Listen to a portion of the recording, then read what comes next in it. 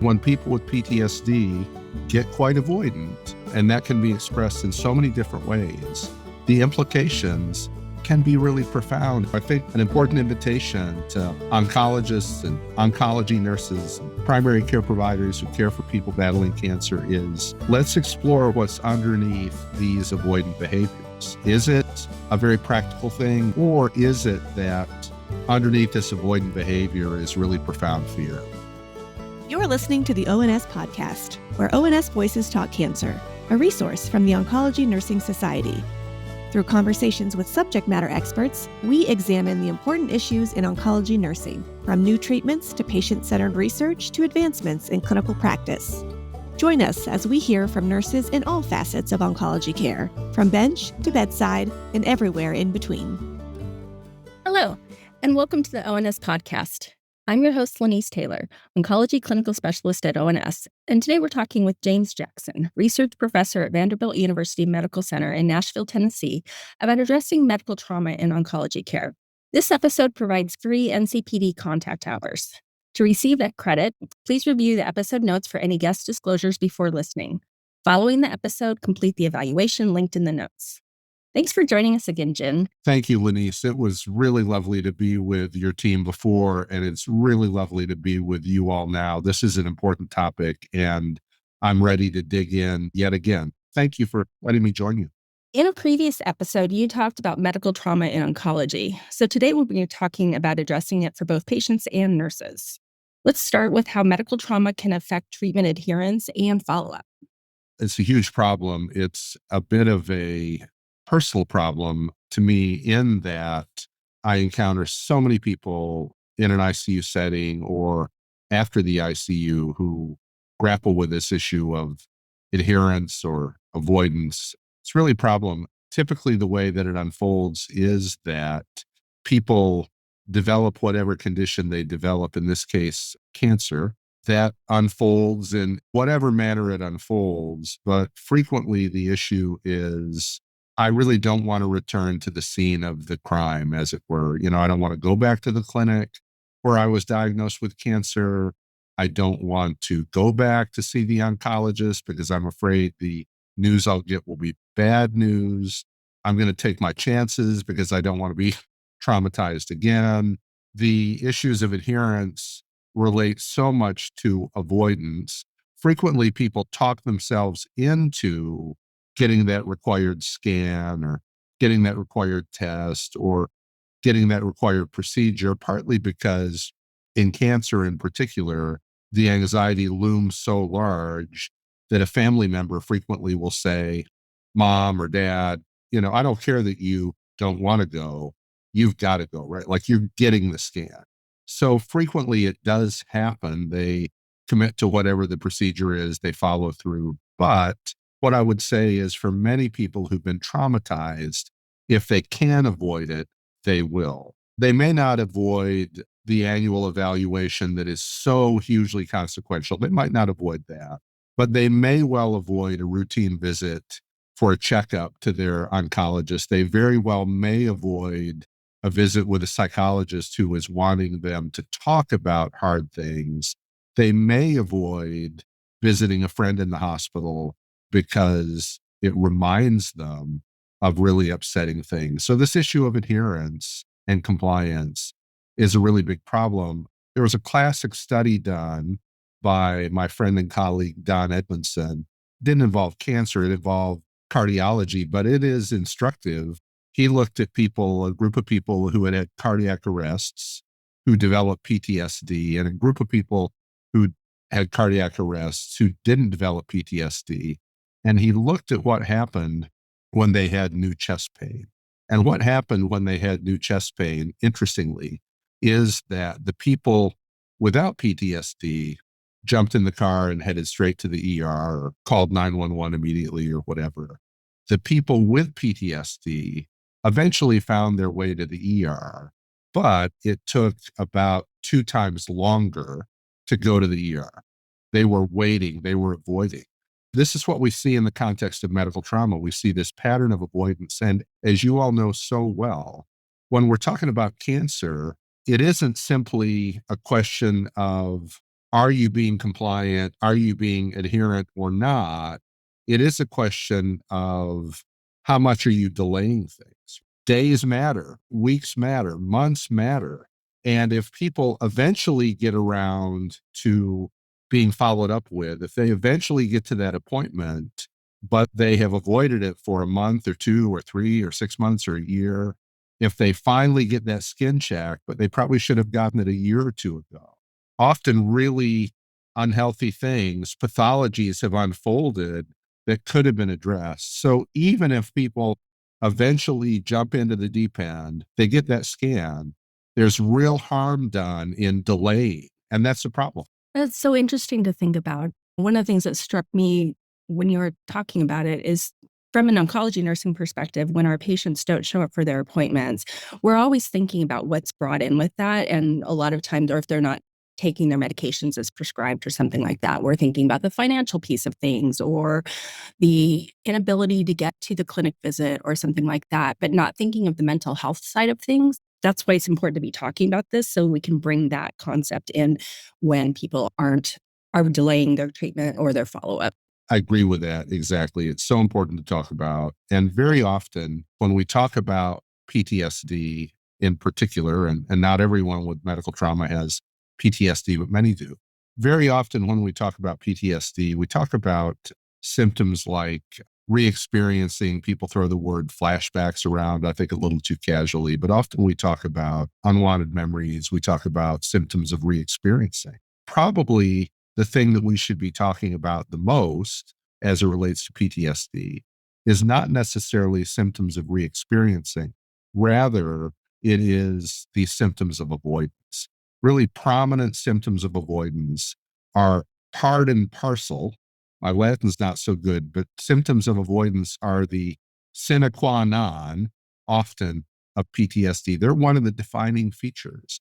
And when people with PTSD get quite avoidant, and that can be expressed in so many different ways, the implications can be really profound, and often they are. So I think an important invitation to oncologists and oncology nurses and primary care providers who care for people battling cancer is let's explore what's underneath these avoidant behaviors. Is it a very practical thing that is, I don't have a lot of resources financially, I'm having to ration them, and this is what I'm avoiding? Or is it that underneath this avoidant behavior is really profound fear, right? Is really profound anxiety? If it is, let's be kind, let's be thoughtful, let's address it, and let's help people figure out how to lean into this really hard thing.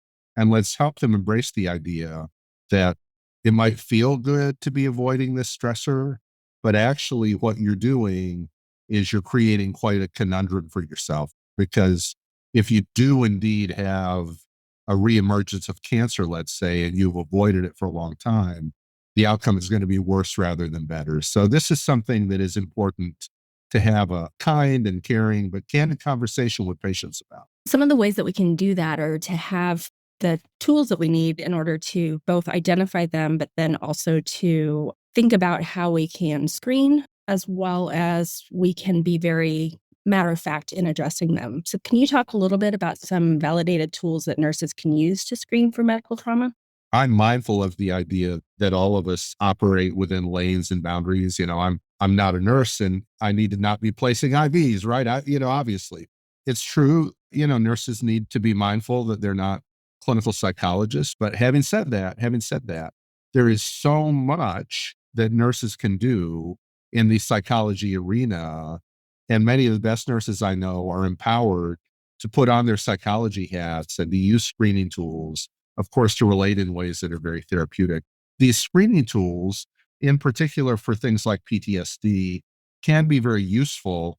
They're quite practical and they're appropriate to use. I really like something called the post-traumatic stress disorder checklist. I won't only talk about trauma tools here, but mainly the PCL checklist is really helpful because it maps onto the DSM-5 and has the same questions, if you will, that parallel the DSM-5. So you want to use the PCL for the DSM-5. There are a variety of different tools that you could use, a range of PCLs, but you want to use the PCL for the DSM-5.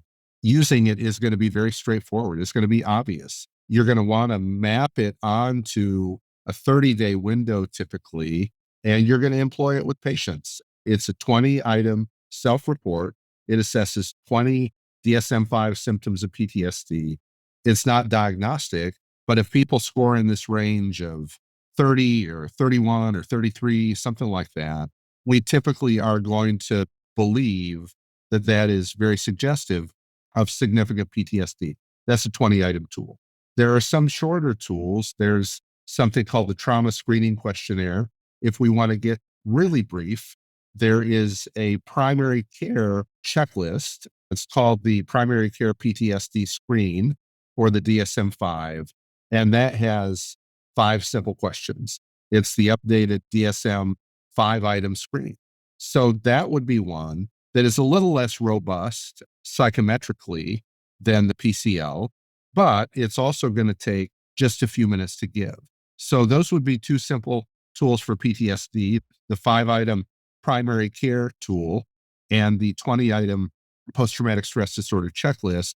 They're going to do a couple things. They're going to tell you whether you should be concerned about whether this patient has likely PTSD. And if they score in this clinical range, that would be more than 3 items on the 5-item list. If they score in the clinical range, that's going to suggest that you should make a referral to a psychologist, to a psychiatrist, to a therapist, or some such thing. But, Lenise, even if they don't score in the clinical range, part of what has happened in using this tool is you've started a conversation with the patient. You're learning some things about them, and it can lead to really important discussions. There's a way of thinking about assessments, a school of thought, and it treats these assessment tools as therapeutic agents, if you will. It doesn't focus just on outcome measures, but it focuses on using them psychotherapeutically. I use these tools a lot. I love them, but above and beyond whether they identify things like PTSD or anxiety or depression, they're really useful in generating information, in starting a conversation that is often going to lead to a lot of rapport building, but also is going to lead to a lot of understanding. So those are 2 practical tools as they relate to PTSD. They can be done at the bedside. They can be done in the clinic. The post-traumatic stress disorder checklist is longer, but it takes probably 5 minutes or 7 minutes. It's not the gold standard. That would be something called the CAPS or the DSM-5. That typically is going to require a level of sophistication that most people won't have who are not psychologists. But putting the CAPS to the side for a minute, the PCL or even the 5-item DSM screen, they're very adequate for the purposes we're describing here. It's really interesting thinking about it from a perspective of opening the conversation and, identifying things so you can start talking about them, even if it's not to a clinical stage. It normalizes it, kind of like when we talk about how are your finances at every visit to make sure people can get their medications, or are you safe at home? Because we say this all the time. If you say it, if you're addressing this on a regular basis, then it is less disturbing, I think, for people who maybe don't want to talk about things. Yeah, I think that's exactly right. It does normalize it. And I think one of the most potent things we can do, one of the things we should be doing all the time is modeling and attempting to normalize this idea of being open about mental health difficulties. When I say modeling, this is a complicated issue, it's a complicated conversation. I mean, some oncologists, for example, some psychologists, I would be one, am quite comfortable talking openly about my own battles with anxiety, for instance. They have been many, they have been hard. I'm very open talking about my own battles with mental health. And in some ways, that invites my patients to do the same. I don't recommend necessarily that a nurse says, "Oh, by the way, I have PTSD. I'm going to tell you about mine. I want you to tell me about yours." Like, I wouldn't advise that, right? That's a boundary issue. But I think it does behoove us as providers to create a culture, as much as we're able, where we can talk about mental health difficulties in a matter of fact sort of a way, acknowledging that mental health is health. These tools, to me, go a long way in that direction. Another really useful tool in the trauma arena is the acute stress checklist, and that is getting at the assessment of something called acute stress disorder. As you and your listeners might be aware, acute stress disorder is often the precursor to the development of PTSD. Per the DSM, PTSD cannot be diagnosed until the trauma has been in existence for 1 month. So 1 month after the exposure to the trauma, you can officially have PTSD. Now, even within that 1 month span, I think it's very appropriate to use these tools because they are predictive, right? Like they indicate risk. But in the very, very early stages of a trauma, a diagnosis of cancer, for instance, somebody might decide, I'm more interested in looking at an acute stress response than I am in looking at PTSD because PTSD can't be diagnosed yet. And in that case, they might be interested in something like the acute stress checklist. Those are two domains we're talking about. That is PTSD and acute stress. Other things that come to mind that we could be addressing would be anxiety and also depression. Those are quickly assessed. Again, recognizing these short assessments have limitations. They can be quickly assessed using tools like the Generalized Anxiety Disorder 7, the GAD-7, and the PHQ-9, which is a short depression assessment. Are these perfect? They're not. Are they far better than nothing? They are. One tool I quite like, popular in the United Kingdom, a little less widely used here in the States, but still helpful, is something called the HADS, the Hospital Anxiety and Depression Scale. The HADS is really useful because it recognizes, Lenise, that often people with chronic illness or with cancer, they have a lot of physical symptoms that could mimic depression, even though they were not depressed. So, fatigue, for instance, is a prominent feature of depression. Moving slowly is a prominent feature of depression. Having problems concentrating is a prominent feature of depression. But people in the throes of cancer without depression could have all of those symptoms, right? They could move slowly. They could be fatigued. They could have disrupted sleep. They could have a huge array of somatic symptoms.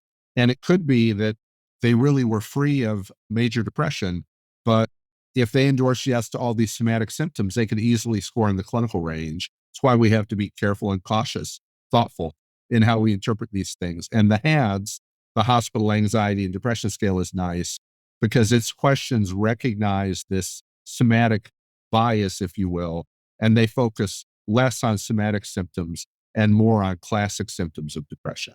Along those lines, you mentioned earlier how it's important that we all address this, but then we also have our own expertise and lanes that we're in.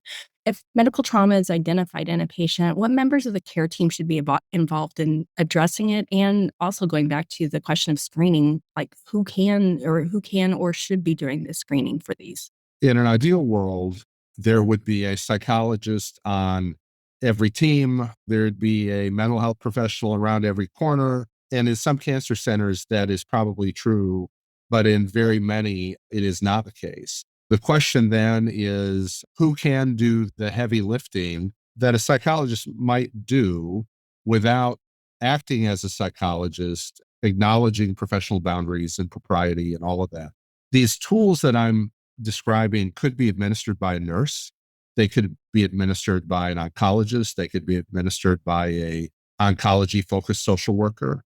They could be administered by all of those people.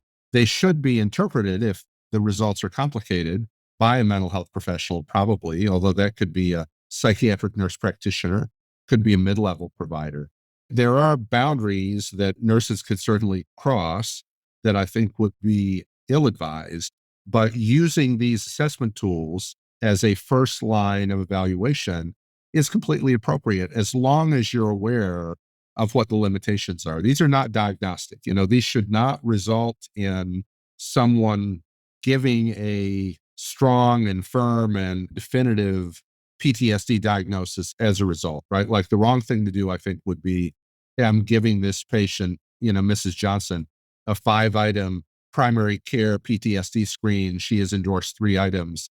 And now I've given her a diagnosis of PTSD in the absence of any other information, or I've communicated to my colleagues that she absolutely has PTSD. That's getting over your skis, right? That's going too far. But suggesting that this is an issue of concern that we should address based on these results, I think it's very appropriate. And these are things that nurses could do very often. What could be appropriate, and I'd be happy to serve this role if any of your listeners call me and would like me to, be very appropriate for psychologists or mental health professional to train oncology nurses in using some simple tools at the bedside. Be very appropriate. The key thing being, let's not overinterpret them and let's recognize the role that they play. We've identified either from screening tools or there's been an actual diagnosis, and we're trying to support the patient not only through their treatment, but then also through their recovery, whatever that might be. Thinking about recovery from medical trauma, how can the nurse support the patient through those stages? I was talking to a patient earlier today about the idea that recovery, we might call it survivorship, is an ongoing process, right? I'm not sure you ever quite arrive. Things get better and people define themselves in different ways, but often with a condition like cancer that leaves quite a mark and in a situation where it can recur, often this process is followed by a dash, perhaps, instead of a period or an exclamation mark. The survivorship process is ongoing. I think a nurse can assist a patient in so many ways longitudinally over time. One of those ways is at follow-up visits, even at visits at a pretty distal time point from the trauma of note. One of those ways is to continue checking on mental health outcomes in patients, continuing to check on mental health outcomes, continuing to explore them, and continuing to invite patients to talk about things that other people might not be asking about. It's easy, I think, for family members to assume, hey, you're cancer free now, you look fine, so you must be fine. It's very possible that the patients we're talking about are not fine. They're far from fine. For that oncology nurse at a follow-up clinic or in a oncology setting to be continuing to talk about this, continuing to affirm that it would be okay for patients to struggle, continuing to put this issue on a front burner, I think that's really important. And I think when patients are struggling, to have a range of referrals in your back pocket that you can provide to the patients. I think that's really important. Sometimes what happens is the patients that I interact with, they have a moment of clarity, they have a moment of motivation where they're going to be very, very willing today or tomorrow or next week to pursue treatment with a mental health provider. But you've got kind of a critical window. That period is not always going to last. And if it takes you a month or two to figure out who to refer them to, their mind may have changed about that. They may no longer be open to that. So I've got a list in my head, probably on a paper somewhere, of half a dozen providers that I could refer you to today if you're a patient needing mental health treatment. And I really want that at the ready because often patients are in a moment where they can receive that, and they might not always be in that place. So I think it's really important for oncologists or oncology social workers, even oncology nurses, to have some referrals in their back pocket that they can pull out and advise the patients to contact. That's really helpful.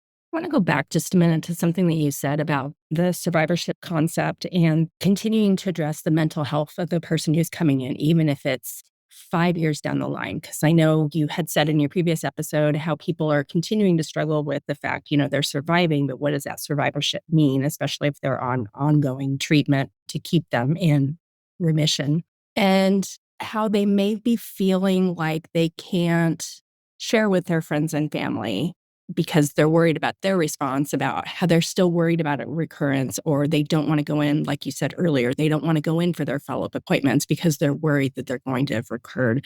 How do you help them get past that? And should they get past that, or can they, and I don't want to say get past because that minimizes it a lot, but how do you get them to actually have those conversations with their friends and family? It's a really difficult thing because I think what we see, as you know, with family is there's a huge range from people who are highly receptive to having conversations about mental health topics to people who are highly reluctant, that is family members, to everything in between.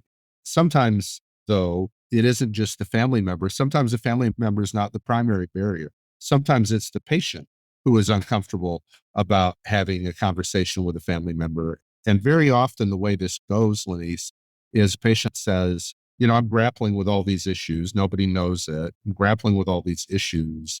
If I tell my husband or my wife or my kids or whatever, parents about this, I know it will really upset them. It'll make them sad. It'll make them worried. They'll start crying and then I'll start crying. I mean, this is what I hear a lot. And my comment always is, yes, you'll talk to them. They might be sad and upset. I mean, rarely will they be angry, but they may be worried, right? They'll be quite worried. And then you'll be worried together. You'll be sad together. You're already worried about this. Sure, they'll be worried, but you'll be worried together. And you can bond around this and it probably will make you closer. So that's the invitation, not kind of lying to them, almost saying, no, no, no, like they won't be upset that you're having a hard time with this. Often they'll be quite upset to learn this because they love you and they're worried. But that's not a reason not to have these hard conversations. Let's have whatever conversation you want to have. And if they're upset and you're upset, then we'll find a way to deal with it. But that's better than avoiding it. Exactly. And who's to say that whoever you're not having that conversation with is not feeling the exact same way that you're feeling, and you're just not having the conversation together. That's exactly right. I'm going to shift gears just a little, and let's talk a little bit about nurses. So what are some strategies that nurses can use to protect their own mental health while caring for patients with cancer? In my mind, self-help has gotten a little bit of a bad rap because I think what's happened is some people, popular authors, others, they have suggested that it probably can do a little bit more than it can do. A manicure or a walk in the park, playing with your dog. Some people have suggested it can do a little bit more than it probably. And so the response to that has been an eye roll and has been kind of throwing out the baby with the bathwater, often saying, I don't think self-help's important at all. Well, the truth is self-help can do a lot. And even though institutions need to do better, even though, workplace cultures need to do better, self-help is really useful. It's useful for nurses. And it varies a lot, the sorts of self-help they should engage in. But the things that come to mind would be exercise, whatever that looks like for you.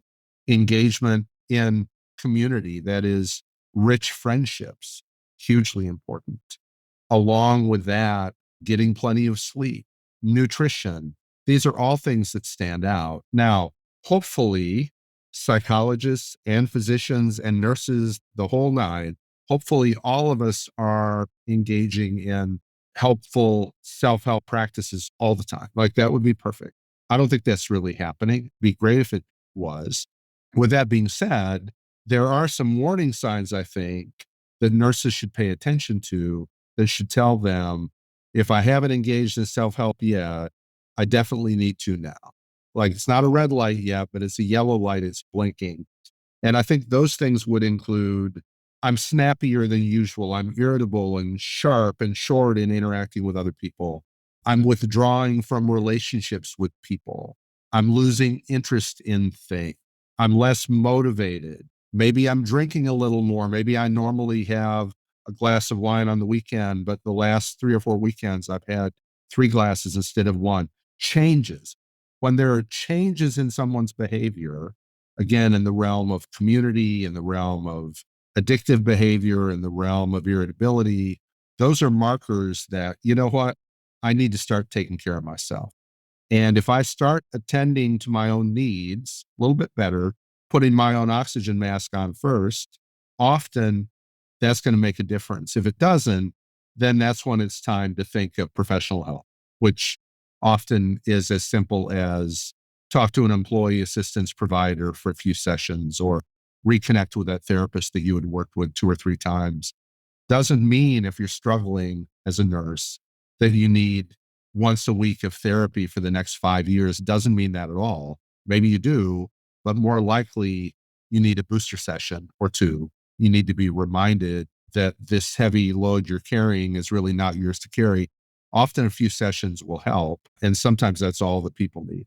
So thinking about that from a slightly different angle, can you give us some examples of maybe some nurse-driven approaches that address mental health and enable resilience in both patients and nurses? Yeah, sure. So nurse-driven approaches, I mean, I'm aware of nurse-led support groups, for example, where nurses can talk very freely about their own challenges in a safe space. That would be one nurse-driven approach that I've seen work very well. Working to build cultures in the context of the ICU, let's say, where we have a lot of patients with cancer that prioritize well-being, nurse-driven programs. Those I think can be helpful. I don't care necessarily. It's not that I don't care, but it doesn't matter to me hugely whether it is nurse driven or psychology led or whatever we would call it. The bottom line is if there's a warning light that is blinking, nurses need to attend to that. They need to attend to it.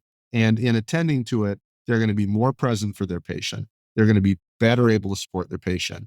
They're going to be better able to support each other. And I think often in the culture of nursing psychology too, people just put their head down, their shoulder down, and they just plow through in ways that are really counter to their mental health. So early alarms, early warning signs, they're some of the very most important things. As soon as you notice something is off, let's attend to your mental health. Let's address it. Let's not wait until now the check engine light is on and is staying on. Let's not wait until, using that analogy, the engine has seized up. Let's start addressing these problems early and let's address them often. And I think the other point on that for nurse driven and nurse assisted, or however that might be, and it's not necessarily nurse, but it's the community, right? That we need to attend to what we see as our warning signs, some of the behaviors that are changing. But along with that is with your friends, families, community, coworkers. If they're noticing those changes and you are maybe so deep in the changes that you're not seeing them in yourself, making sure that you're open to listening to what your community says and having your community be willing to address it with you. I think it's a really good point. All of us are a little myopic or a lot myopic. All of us have whatever biases we have. And it would behoove all of us to be humble about the feedback that we're getting from other people, recognizing that there often are things that other people see that we don't see. And that's true if we hear this from one person, certainly is true if we hear it from two or three. So I do think that's the invitation, right? If you're getting feedback from other people, that means that the problems emerging are not just internal, they're being observed in the actual world somewhere. That's a warning sign right there, right? They're not just existing in your heart or in your head. They're unfolding in visible ways, right? People are noticing that you're late for work or you're less engaged or you're sharp with a patient or you're making errors or you're not signing your notes or, there are 101 ways this can manifest. The other part of this is for all of us working in the nursing arena who in a given situation might not have mental health challenges. If we're fortunate right now not to be struggling, we need to be mindful of the people around us that are, and we need to be willing to extend a hand to them and be honest about what we do see.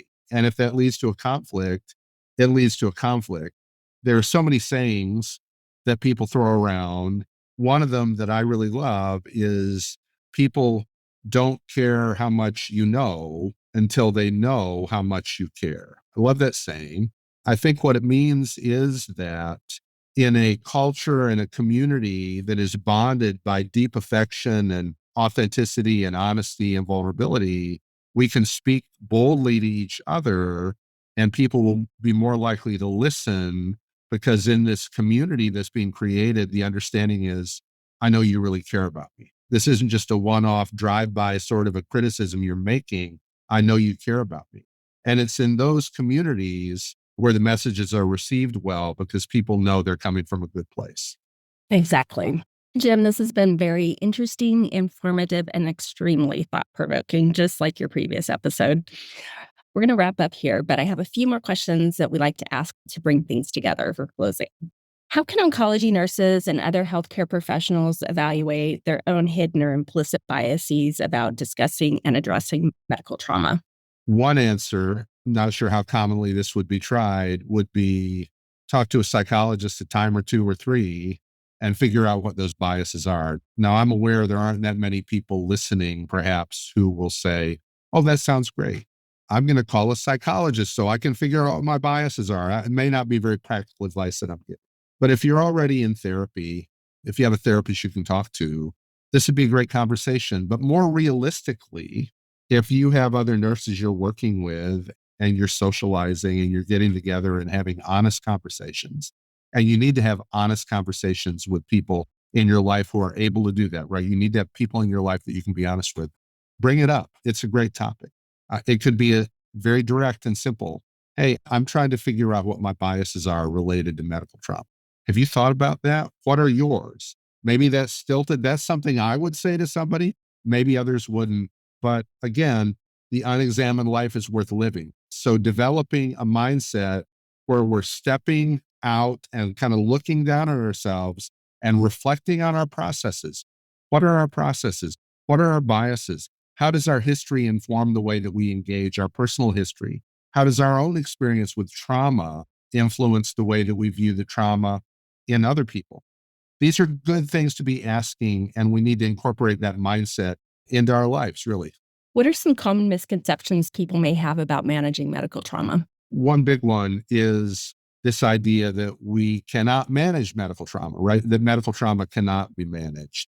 I think the truth is medical trauma can be well managed. Right now, it's not simple. It's not always intuitive. There are all sorts of caveats with regard to this. But the truth is, people with medical trauma can live really rich and meaningful lives. They can overcome so many aspects of the difficult things they've experienced.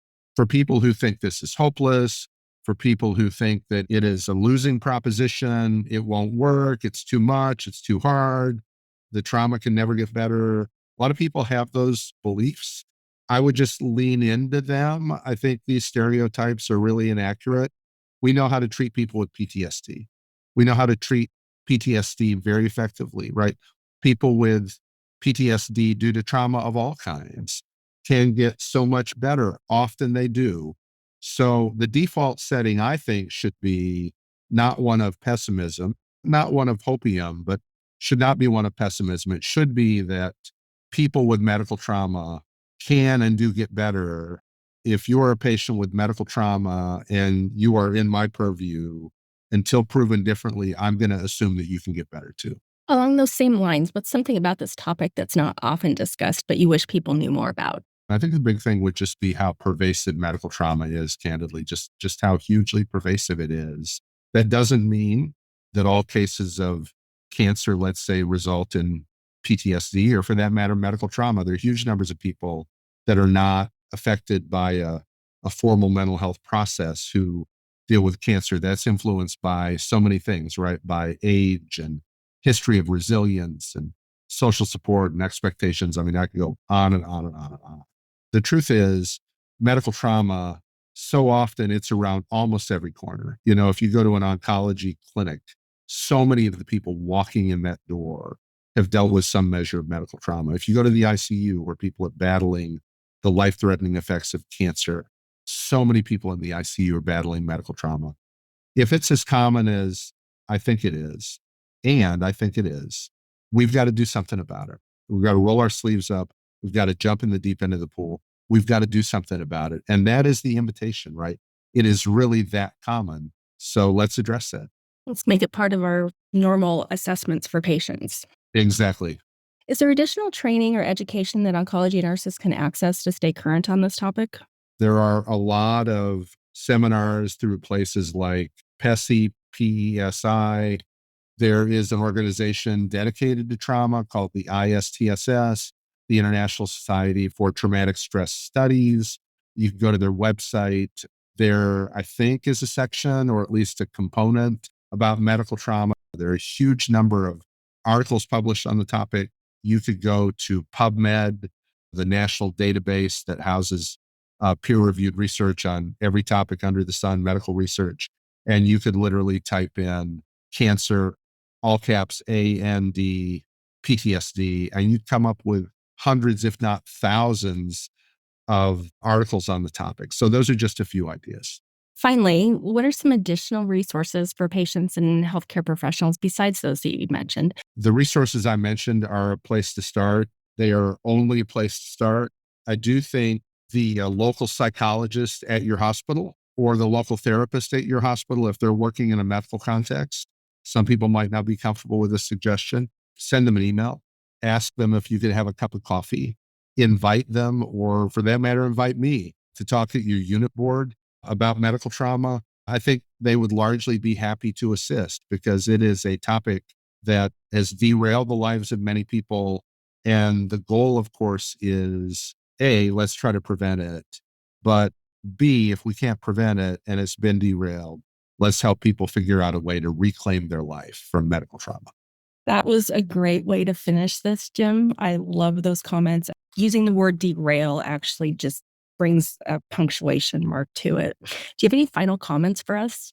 It wasn't that long ago that people weren't talking about medical trauma. It wasn't that long ago that mental health outcomes were absolutely pushed to the side when it came to conversations about chronic illnesses and acute illnesses and life-threatening illnesses. You and your colleagues are helping change the conversation by shining a light on these mental health difficulties. If you talk to cancer patients, if you talk to patients with medical issues of almost all kinds, the physical symptoms they have are a huge problem, to be sure, right? The fatigue and the pain, and I can go on.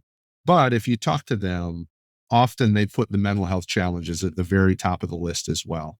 So I'm grateful for you all for shining a spotlight on this. Lenise, let's continue to strive to do that. Thank you, Jim. Thank you for sharing your wisdom with us and your knowledge. And I look forward to talking to you sometime in the future. I hope you have a great rest of your day. Yeah, thanks. You too. I'll look forward to that. Keep up the good work. Thank you for listening to the ONS podcast. Tell us about your favorite part in this episode by leaving a review wherever you download your podcast. For more resources and information about oncology nursing, visit us at ons.org and ons.org/voice. The ideas and opinions shared in this episode represent those of the guest and not necessarily ONS.